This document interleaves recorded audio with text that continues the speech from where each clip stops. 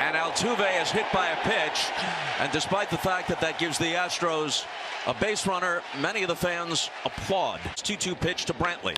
Line drive, base hit. Altuve wheels around second, heads for third, and the Astros have runners at the corners with nobody out. A drive to left. Back goes Hicks. He will watch it leave. What a start. There's the 1-0. Swung on and hit in the air to deep right. That ball is high. It is far. It is gone. And a called strike three. And this one is in the air to right. Gallo goes back toward the corner into foul ground, and he makes a very fine catch. The 1-0 pitch. This one is slammed to right. Back goes Gallo. It's over his head.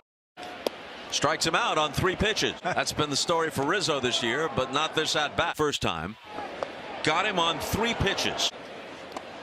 And Valdez called third strike. Now he's 2-0 here. Sends that ball to deep right field, and that will be caught by Tucker. Very slow start. High drive, right field. There it goes. Driven down the left field line. It is a base hit.